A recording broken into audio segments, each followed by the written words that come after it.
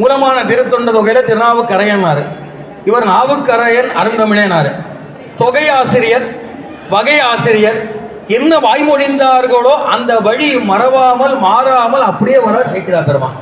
திருநாவுக்கரசு வளர் திருத்தொண்டின் நெறி வாழ வரு ஞான தவ முனிவர் வாகீசர் வாய்மேதிகள் பெருநாமசி பரவல் உருகின்றேன் பேருலகில் ஒரு நாவுக்கு உரை செய்ய உண்ணாமை உணராது.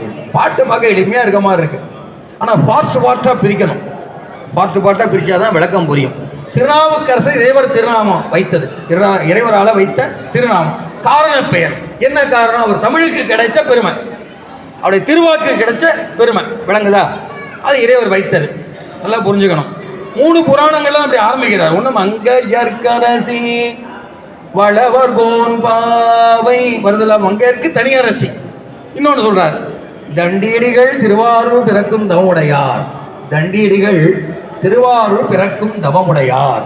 அப்போ 3 நாயனாருக்கு இவ்வாறு புராணத்தை தொடங்குகின்ற ஆசிரியர் பெருமான் முதற்கண் அவருடைய திருநாமத்தை வைத்து துதித்து புராணத்தை தொடங்குவதற்கு காரணம் என்னவாக இருக்கும் என்று சற்று ஆலோசித்து பார்த்தால், அந்த 3 பெருமக்களுமே பரசமயமாகிய சமணத்தை நீக்கியவர்கள், சைவத்தை ஆக்கியவர்கள். விளங்குதா? மங்கையர்க்கரசி அம்மையார் திருஞான சம்பந்தர் பெருமான் குருபொருள் துணைவினாலே மதுரை மாநகரத்திலே பாண்டிய மாநகரிலே சமணத்தை விரட்டி சைவத்தை ஆக்கினார்கள். தண்டியடிகள் 2 திருக்கண் பார்வை இல்லாத நிலையிலும் திருவாரூர் திருக்குளத்தை தூர்வாரி சமணர்கள் கேலி செய்ய அவர்களை அவ்வூரை விட்டு கண் இழக்கச் செய்ததும் அவ்வூரை விட்டு ஓடச் செய்ததும் நம்முடைய தண்டியர்களுடைய பெருமை, திருத்தொண்டின் பெருமை, அவருடைய பெருமை அருமை. இப்போ இந்த 3 பேருமே சைவத்துக்கு இடையூறு விளைக்கின்ற பரசமயமாகிய சமணத்தை நீக்கி சைவத்தை ஆக்கிய பெருமை உடையவர் இந்த 3 பேரும்.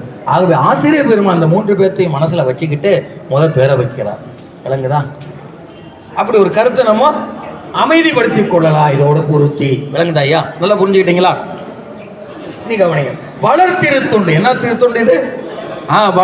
வளர் அப்படிங்கிறது தமிழ் இலக்கணப்படி வினை தொகை, முக்காலத்துக்கு உரியது. வளர், வளர்ந்த, வளர்கின்ற, வளர போகின்ற, அப்படி வரிசையா வந்துட்டே இருக்கும். முக்காலத்தை உணர்த்தக்கூடியது எது? வளர் என்பது. மலர்